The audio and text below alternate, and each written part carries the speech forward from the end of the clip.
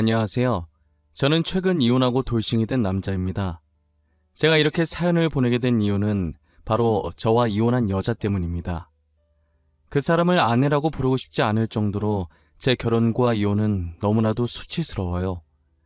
지금 생각해보면 무엇 때문에 아내를 그리 사랑했는지 모르겠을 정도로 콩깍지라는 게 무섭네요.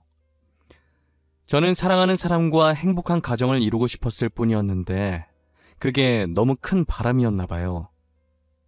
이 이야기를 정말 쪽팔려서 주변 사람들한테 털어놓을 수가 없어서 이렇게 익명으로 사연을 보내봅니다. 저는 1년 전에 의사인 아내와 결혼을 했었어요. 제가 아내를 데리고 처음 결혼 허락받으러 갔을 때 저희 부모님의 반대가 너무 심했었어요. 이 말을 들은 여러분들은 저희 부모님의 눈이 너무 높다고 의사 며느리면 좋아해야 하는 것 아니냐고 얼마나 더 대단한 며느리를 데리고 와야 허락을 해주나 싶으시죠? 저희 집은 사업하는 집안인데 규모가 꽤나 큰 편이에요. 저희가 사업을 하는 집안이다 보니 저희 부모님은 제가 같은 업계 사람이랑 결혼하길 바라셨죠. 아무래도 같은 사업가로서 서로의 일에 이해도 잘해줄 것이고 필요할 때 도움도 받을 수 있잖아요. 사업을 하면서 비슷한 사람끼리 서로 상보상조하는 것이 좋으니까요. 저는 그래도 아내 직업이 평범한 것도 아니고 의사니까 부모님께서 허락을 해주시지 않을까 했어요. 단호하게 반대를 하시니 저도 놀랐지만 아내도 만만치 않게 놀라했어요. 왜냐면 아내도 자신의 직업이 어디에 꼴리지 않을 직업이라는 걸 알았으니까요. 단칼에 안 된다고 하시니 아내 입장에선 당황스러울 수밖에 없죠. 결혼은 반대했지만 연애하는 건 자유고 아직 저희가 젊으니 그것까진 반대하지 않겠다고 하시더라고요. 그래서 저희는 헤어지지 않고 계속 연애를 해왔어요. 언젠가는 저희 부모님의 마음이 돌아서리라 굳게 믿고 있었거든요. 하지만 마음을 돌릴 기미가 보이지 않았고 아내와의 결혼 이야기를 꺼내려고 하면 부모님은 아무 말도 하지 못하게 저를 째려보셨어요. 저는 부모님의 기에 눌려서 결혼의 기억자도 못 꺼내고 입을 닫아야 했어요. 부모님은 연애는 연애고 결혼은 결혼이라며 선자리에 나가라고 하시는 거예요. 저는 이야기가 갑자기 왜 그리로 빠지냐고 했더니 슬슬 결혼할 나이 아니냐고 잔말 말고 부모님이 잡아놓은 선자리에 나가라고 하시더라고요. 이건 정말 아닌 것 같다고 선자리에 나가지 않겠다고 하고 집을 나왔어요. 저는 아내에게 비밀을 만들고 싶지 않아서 사실대로 이야기했어요. 아내는 제 말에 허공을 보며 골똘히 무언가를 생각하는 듯 하더니 이내 제 눈을 똑바로 쳐다보는 거예요. 오빠, 우리 그렇게 하자. 어머님, 아버님께서 계속 우리 결혼을 반대하시잖아. 그럼 우리도 두 분이 우리 결혼 반대 못하시게 만들어버리자. 어때? 우리 부모님이 반대 못하게 만들자고? 어떻게 하려고? 생각해놓은 방법 있어? 당연히 있지. 나한테 아주 좋은 생각이 있어. 우리 사고 치자. 사고 치자고. 모르겠다는 눈빛 보내지 마. 무슨 말인지 이해했잖아. 애기 가지자고. 뭐, 아기를 가지자고? 너 진지하게 생각한 거 맞아? 충동적으로 막 뱉는 말이 아니고? 아니, 무슨 결혼 허락 받겠다고 아기를 가져. 너 아기 가지면 일 쉬어야 돼. 그건 내가 알아서 할게. 그리고 나 충동적으로 막 뱉은 말 아니고 엄청 진지해. 내가 빈말하는 거 봤어? 아이 가지면 오빠네 부모님도 어쩌지 못할 거야. 안 그래? 아내는 저희 부모님한테 허락받으려면 그 방법밖에 없다면서 아이를 가지자고 하는 거예요. 이미 가진 아이를 어쩌겠냐면서 만약 지우라고 하면 자신이 원한 가지고 애 지우라고 했다고 소문내서 기업 이미지 망칠 수도 있다는 생각에 무조건 허락하신다고 장담하더라고요. 저는 아내의 말도 일리가 있다고 생각했고 당장 실행에 옮기기로 했어요. 그렇게 3개월 정도 지나고 아내가 정말 임신을 하게 된 거예요. 3주 차라고 초음파 사진을 내미는데 진짜 제가 아빠가 된 게 맞는지 믿기지가 않더라고요. 조그맣게 콩처럼 찍혀있는 게 제 아이라는 사실에 감회가 새로웠어요. 저는 당장 아내에게 결혼을 허락받으러 가자고 했어요. 일단 무작정 저희 집으로 오긴 했는데 막상 문을 열려고 하니 긴장되더라고요. 떨리는 손을 손잡이에 올려놓은 상태로 몇 번이나 심호흡을 했어요. 아내는 제 손 위에 자신의 손을 올리더니 저를 향해 고개를 한번 끄덕이더라고요. 저도 아내 따라 고개를 끄덕이고 아내와 같이 문을 열었어요. 문 열리는 소리에 부모님이 저희 쪽으로 쳐다보셨고 아내와 함께 온 모습을 보고 눈을 찌푸리더라고요. 여자친구는 뭐하러 데리고 온 거냐? 또 결혼 허락해달라는 쓰잘데기 없는 말 하러 온 거냐? 아가씨께는 너무 미안하지만 우리 아들 이번에 선보러 갈 거예요. 알고는 있어야 하지 않나 싶어서. 알고 있습니다. 안 그래도 아까 오빠한테 이야기 다 들었어요. 그런데 어머님, 아버님, 저희 오빠 그 선자리 못 나가요. 곧 아빠 될 사람인데 선자리에 나가면 곤란하죠. 아빠가 된다니 그게 무슨...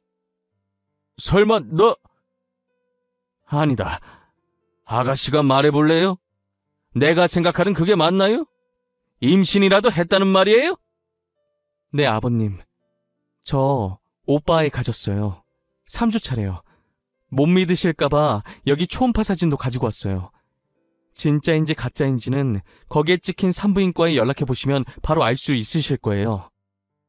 아내는 당당하게 초음파 사진을 내밀었고 아버지는 당황한 표정으로 사진을 받아드셨어요. 그리고 임신이라는 말에 놀라서 주방에 계시던 어머니가 국자를 든 채로 거실까지 나오셨더라고요. 아버지는 아내의 말 따라 휴대전화를 들어서 산부인과에 전화를 해서 확인했어요. 산부인과 측에서 맞다고 했는지 전화를 끊고 아무 말 없이 사진만 빤히 보시더라고요. 저 아내는 괜히 긴장돼서 옴짝달싹도 못한 채 마른 침만 삼켰어요. 1분간의 숨막히는 정적이 이어지더니 이내 아버지는 활짝 웃으시더라고요. 아버지가 웃는 동시에 어머니도 웃으시는데 이게 무슨 상황인가 싶어 저와 아내는 아무런 제스처도 취하지 못하고 눈만 꿈뻑꿈뻑거리고 있었어요.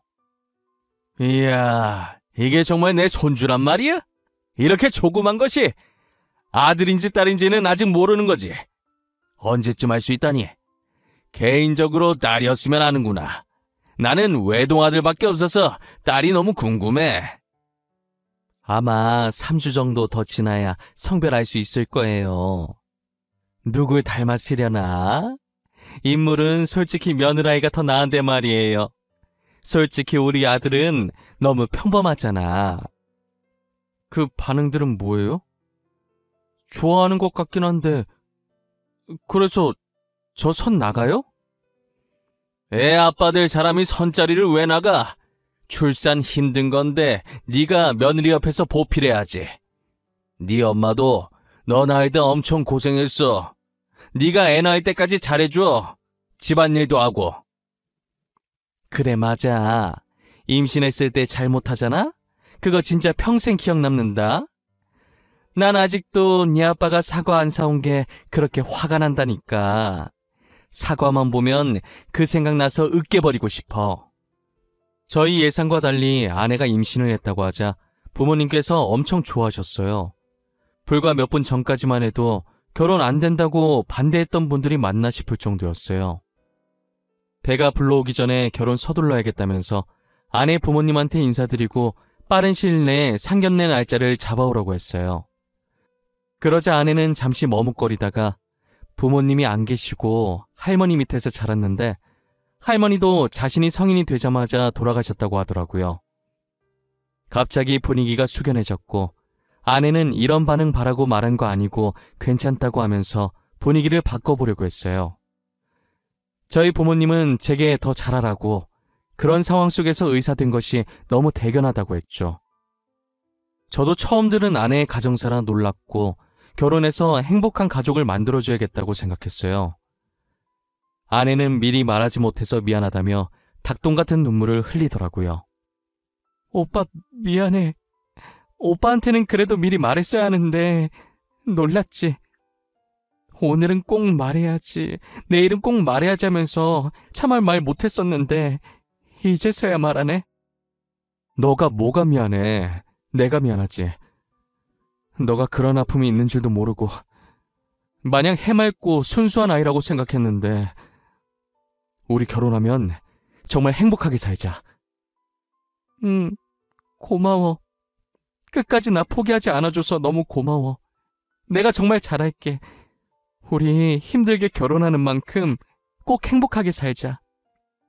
그렇게 저희는 상견례를 생략하고 속전속결로 결혼을 진행했어요. 저희 부모님은 손주 안겨줘서 고맙다며 최고 대우를 해줬어요. 서울의 40평짜리 아파트에다 혼수도 다 넣어주시고 연예인들이 많이 이용한 예식장에 드레스까지 저희 부모님께서 모든 것을 최고로 준비해 주셨어요. 저와 아내는 아이 덕분에 일원도 들지 않고 맨몸으로 결혼을 한 것이에요. 아내는 보잘것없는 자신이 감히 이런 것들을 누려도 되냐며 눈치를 봤지만 저는 충분히 누려도 된다고 눈치 보지 말고 누릴 수 있을 때 마음껏 누리라고 했어요. 제 말에도 눈치를 보다가 아내 친구들이 부럽다면서 말 거니까 조금씩 어깨를 피기 시작하더라고요. 저희는 많은 사람들의 부러움 속에서 성공리 결혼을 마쳤어요. 신혼여행은 외국으로 가고 싶었는데 시국이 시국이니만큼 외국으로 가진 못했고 우리나라에도 외국 느낌 나는 곳이 있다고 하길래 거기서 신혼여행을 즐겼어요. 신혼여행을 마치고 신혼집으로 가보니 엄청 이쁘게 꾸며져 있더라고요. 안방도 되게 깔끔하고 옷장에는 새 옷들로 가득 차 있었고 아이방도 알록달록 예쁘게 꾸며져 있었는데 남자인지 여자인지 몰라서 그런지 옷장에 아이 옷은 아직 하나도 없더라고요. 아내는 예쁘게 꾸며진 집을 보고 좋아서 어쩔 줄 몰라 했어요. 특히나 옷장에 걸려있는 옷들과 옆에 진열되어 있는 가방을 보고 정신을 못 차렸죠. 신혼여행 마치고 원래 살던 집에서 옷을 가지고 오려고 했는데 안 그래도 되겠다면서 어머니랑 자기랑 취향이 잘 맞는다며 너무 좋아했어요. 어머님, 여기 옷장 있는 거 다 어머니가 골라주신 거예요? 다 너무 예쁘고 좋아요. 제가 이런 걸 받아도 되는지 모르겠어요. 되게 비싼 것 같은데. 이제 우리 집 사람 됐는데 좋은 옷만 입고 좋은 가방만 들고 다녀야지. 안 그래? 슬픈 현실이긴 하지만 사람들이 다 겉모습만으로 판단하잖니. 그러니 너도 이제 꾸미고 다녀. 감사합니다, 어머님. 다 달아 없어질 때까지 열심히 입고 열심히 들고 다닐게요. 아무것도 없는 저를 며느리로 받아주셔서 정말 감사합니다. 저희 잘 살게요, 어머님. 그래, 나야말로 우리 손주 안겨줘서 고맙구나. 애 낳을 때까지 우리 아들 실컷 부려먹어. 여왕 대접 받을 수 있는 건 그때뿐이다. 여행 갔다 오느라 피곤할 텐데 쉬어. 끊으마. 어머니는 아들인 저는 안중에도 없고 오직 며느리 걱정뿐이셨어요. 그래도 저는 전혀 서운해하지 않았고 오히려 보기 좋았어요. 처음엔 결혼 절대 안 된다고 반대했었지만 결국엔 이렇게 결혼도 하고 어머니와 아내가 잘 지내는 모습을 보니 이것이 행복이라는 걸 느꼈죠. 저는 신혼집에 발을 들인 순간부터 임신한 아내가 불편할까봐 집안일을 제가 도맡아 했어요. 임신 초기엔 절대 안정이라는 어머니의 말을 듣고 화장실 갈 때 말고는 제가 대신 움직였어요. 제가 예전에 요리학원에 다녔던 적이 있어서 그때 실력을 살려서 맛있는 것도 많이 만들어줬죠. 아내는 이런 것도 만들 줄 아냐며 놀라더니 맛있게 다 먹어주더라고요. 제가 만들어준 요리를 남김없이 잘 먹는 모습을 보니 얼마나 뿌듯한지 몰라요. 요리사들이 이 맛에 요리를 하는구나 싶더라니까요. 주변에서 아내가 임신하면 입덧이 심해서 밥을 못 먹는다고 해서 걱정을 많이 했는데 저희 아내는 다행히 입덧을 하지 않았고 가리는 것 없이 잘 먹었어요. 저희는 아이가 뱃속에서부터 효자라면서 태어나면 얼마나 효자일까 유난을 떨었어요. 하지만 효자인 줄만 알았던 아이가 아내를 불편하게 하는 게 한 가지 있더라고요. 임신을 한 뒤로 어디로 눕든 자세가 불편해서 불면증에 시달리고 있다는 거예요. 그래서 저희는 어쩔 수 없이 결혼한 지 2달 반 만에 각방을 써야 했어요. 마음껏 자세를 바꾸고 움직일 수 있게 넓은 침대를 하나 사서 남는 방에 넣어줬고 자세 편하게 취할 수 있는 기다란 베개 같은 게 있다고 해서 그것도 사서 같이 넣어줬어요. 아내는 그 베개가 효과 만점인 것 같다고 간만에 편하게 잤다고 좋아하더라고요. 그렇게 아이를 낳을 때까지만 각방 생활을 하기로 했어요. 이제 아내가 임신한 지 4개월이 접어들었는데 생각보다 아내 배가 안 튀어나오더라고요. 제가 임신을 해본 적이 없으니까 어느 정도 돼야 배가 튀어나오는지 정확히 몰랐어요. 단순히 호기심에 아내한테 물어봤는데 아내가 살짝 당황해 하더라고요. 여보, 이번 주면 우리 아기 4개월째 되는 거 아닌가? 근데 당신 배는 그대로인 것 같네? 내가 임신을 안 해봤으니까 잘 모르지만 4개월째 되면 배가 튀어나오지 않아? 튀어나오지. 근데 그건 애기 크는 속도에 따라 달라. 우리 애가 다른 애에 비해 체구가 작나 보다. 앞으로 다른 애들처럼 크게 잘 먹어줘야겠어. 그래? 근데 당신 최근에 되게 잘 먹었잖아.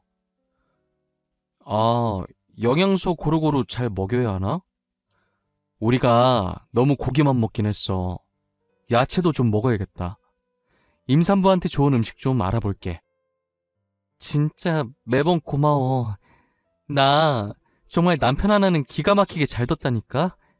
당신 같은 사람을 어디서 만나. 항상 고마워. 아니야, 나야 고맙지. 너 덕분에 내가 사람 됐잖아. 우리 앞으로도 지금처럼 행복하게 살자. 저는 아내가 당황해하긴 했지만 아무래도 아내가 의사이기 때문에 의심 없이 아내의 말을 믿었어요. 그 뒤로 임산부에게 좋다는 음식만 골라서 아내에게 해다 바쳤고 아내는 아기를 위해 열심히 먹었어요. 다행히 아이에게 아무 문제가 없는지 아내의 배가 조금씩 불러오기 시작하더라고요. 아내는 자신의 병원에 산부인과도 있어서 근무하면서 홀로 검진을 다녔고 저는 이쯤 되니 아이의 성별이 궁금해지더라고요. 하지만 낳았을 때 아는 게 더 감회가 새로울 것 같아서 성별을 물어보지 않았어요. 아내는 몸이 무거워질수록 점점 화가 많아졌고 저는 아내가 화내면 아이에게 좋지 않으니 친구들 만나서 스트레스라도 풀라고 카드를 쥐어줬어요. 앞으로 계속 제 카드를 들고 있다가 필요한 것들 사고 먹고 싶은 것도 사 먹으라고 했죠. 아내는 카드를 보고 두 눈을 반짝이더니 진짜 다 사도 되냐고 갑자기 애교를 부리더라고요. 저는 그 애교에 넘어가서 사고 싶은 거 다 사라는 말을 내질러 버렸어요. 아내는 정말 사고 싶은 것들 다 사기 시작했고 집에 비슷한 가방이 여러 개나 있는데도 자신의 성에 차지 않는지 계속 사드렸어요. 저는 그만 사라고 하려다가 한 입으로 두말하는 쪼잔한 남자 될 것 같고 임신할 때 잘해야 된다고 안 그러면 두고두고 기억에 남는다는 어머니의 말이 생각나서 그냥 두고 볼 수밖에 없었어요. 그러다 아내가 대뜸 친구와 태교 여행에 가고 싶다고 하더라고요. 자기 친구들도 아이 가졌을 때 태교 여행 갔다고 하면서요. 자기야, 나 친구들이랑 태교 여행 갔다 오면 안 돼?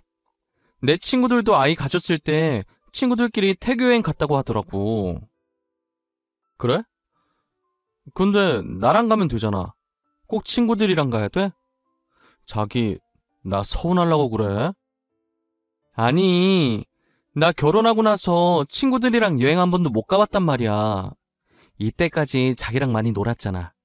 이번엔 자기가 양보해주면 안 돼? 알겠어.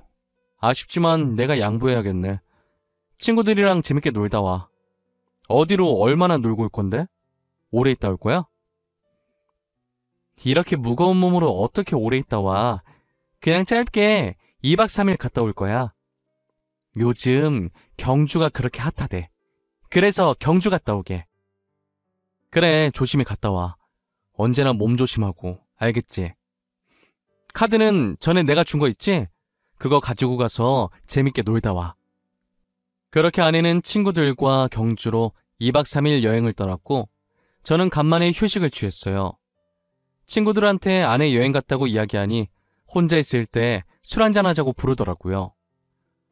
저도 곰곰이 생각해보니 아내 챙기느라 친구를 한 번도 못 만났던 것 같아요. 간만에 친구들 만나 에너지 충전 좀 하자 싶어 편한 옷을 찾고 있었어요. 근데 제가 입으려고 했던 후드티가 안방 옷장에 안 보이는 거예요. 며칠 전에 아내가 제 후드티를 입었던 게 생각나서 혹시나 거기에 있나 보려고 아내 방에 들어가서 옷장을 확인했어요. 옷장을 하나씩 확인하는데 걸려있는 옷 사이에 이상한 게 하나 있더라고요. 손으로 잡으니 묵직한 게 한 손으로 빼내기가 쉽지 않더라고요. 끙끙거리면서 빼보니 이상한 물건의 정체는 TV 속에서 많이 보던 임산부 체험복이었어요. 저는 도대체 이게 왜 아내 방에 있지 하면서 별 생각 없이 옆에 세워두고 후드티를 마저 찾다가 갑자기 쎄한 느낌이 들었는데 설마 하고 넘겼어요. 그 당시엔 제가 드라마를 너무 많이 봐서 쓸데없는 생각하고 있는 거라고 믿었어요. 저는 그게 왜 있는지 너무 궁금해서 아내가 돌아오는 날엔 평일이라 제가 퇴근하고 저보다 먼저 집에 와서 짐을 풀고 있는 아내에게 물어봤어요. 아내는 아무렇지 않게 자기 환자가 주문한 거라고 하더라고요. 내가 당신 여행 가 있는 동안에 후드티 찾는다고 잠시 당신 옷장 봤었거든. 근데 TV에서나 보던 임산부 체험복이 있더라고. 그거 뭐야? 왜 당신 방에 그게 있어? 아, 그거? 안 그래도 그거 내일 병원에 가지고 가야 돼. 환자가 주문한 거거든. 아내 임신 준비하는데 그 전에 자기가 아내 고통 먼저 느껴보고 싶다나? 그래서 내가 주문해줬어. 그런 거였어? 특이한 환자분이네. 하긴 먼저 고통 느껴보는 것도 좋긴 하겠다. 얼마나 힘든지 알아야 아내한테 더 잘할 거 아니야. 좋은 남편이시네. 하참, 당신한테도 저거 주문해서 입혀볼 걸 그랬나? 그럼 내가 지금 얼마나 힘든지 알 텐데. 난 괜찮아. 나는 입어보지 않아도 충분히 알았어. 그때 들어보니까 되게 무겁더라고. 나는 정말 괜찮은 것 같아. 당신 아직 저녁 안 먹었지? 내가 저녁 차려줄게.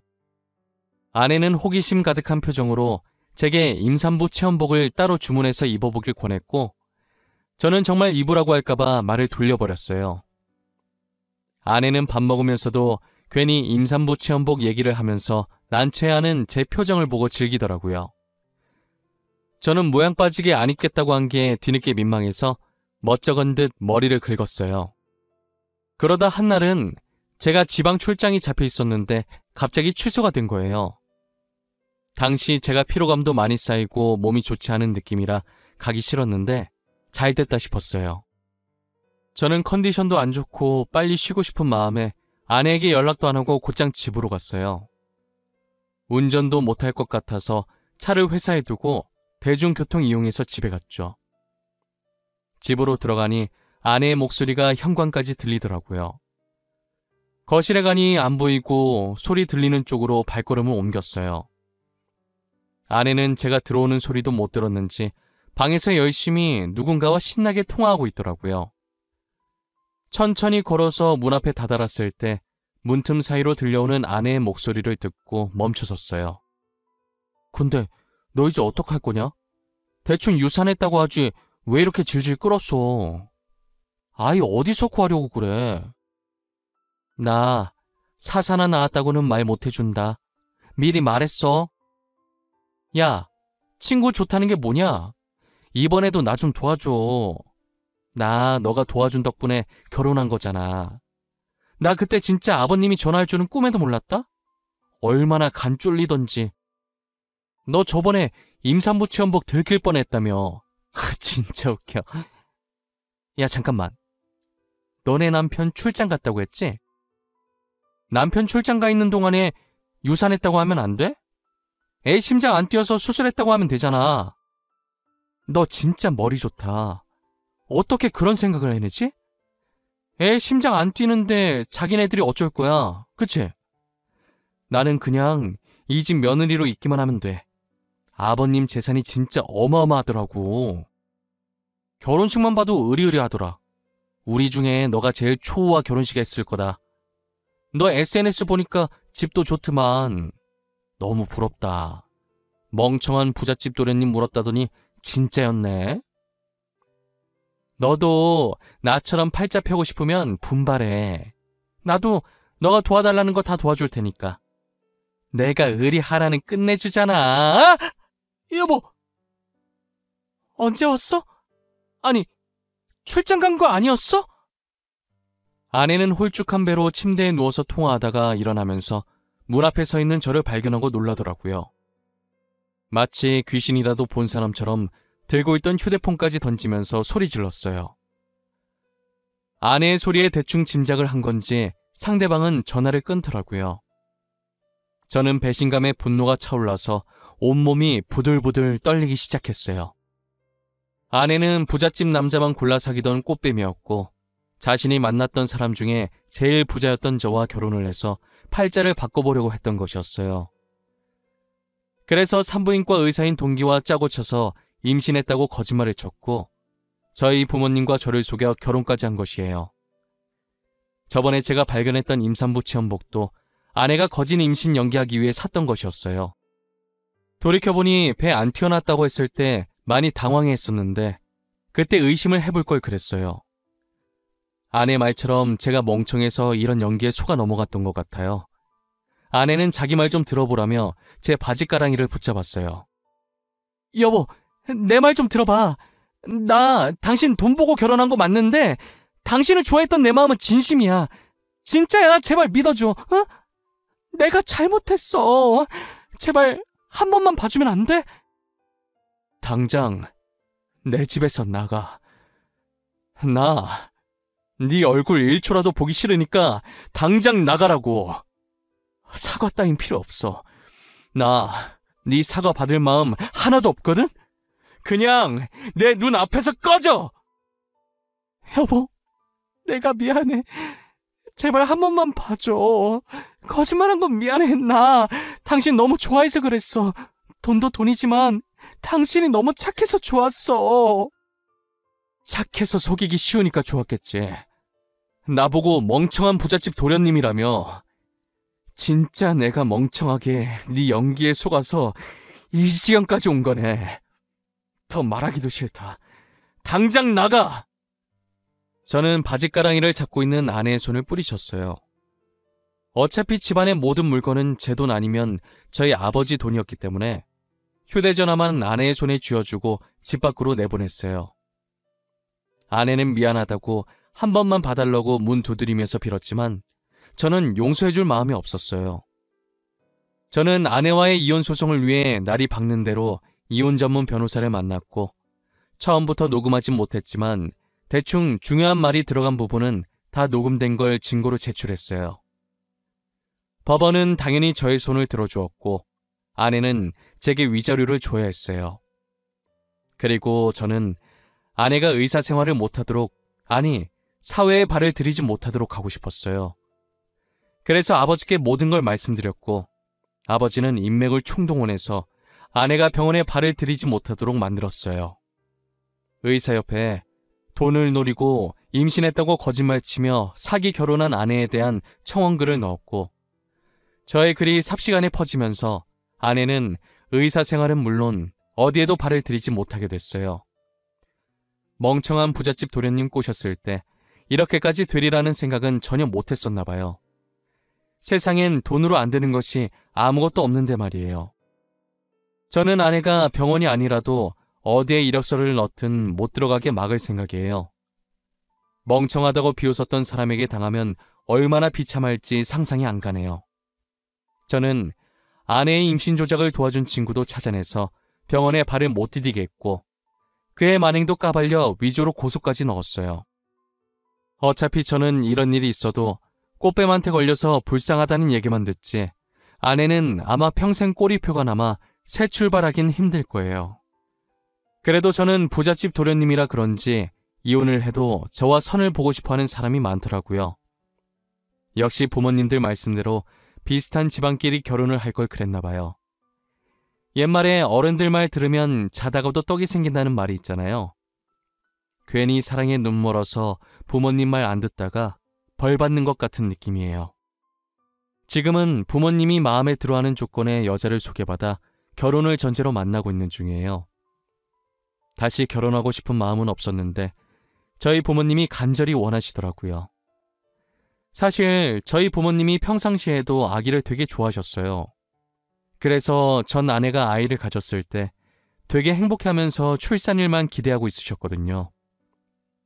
아이 가지고 장난친 전 아내를 두고두고 저주하겠다며 이를 갈고 계세요. 간이 얼마나 크면 감히 우리 집안을 속이냐고 하면서요. 아마 전 아내가 대한민국을 뜨지 않는 한 살아있는 동안에 끊임없이 저희 부모님께 시달릴 것 같네요. 저도 저희 부모님처럼 전 아내를 가만히 놔둘 생각은 전혀 없어요. 슬슬 제 이야기를 여기서 끝내보려고 합니다. 드라마에서 보던 일을 겪어보니 아직도 뒤통수가 얼얼하네요. 사랑했던 사람에게 배신을 당하니 사람이 정말 땅끝까지 절망에 빠지게 되더라고요. 지금은 잘 이겨내고 다른 사람을 만나고 있지만 당시엔 정말 죽을까도 생각 많이 했어요. 그래도 이렇게 좋은 사람을 만나 많이 치유되어 다행이죠. 여러분들도 저처럼 멍청하게 당하지 말고 뭐든 확실히 알아보시길 바랄게요. 꼬리가 길면 잡힌다고 거짓말하면 언젠간 잡히게 되어 있답니다. 지금까지 제 이야기 들어주신 모든 분들께 감사합니다.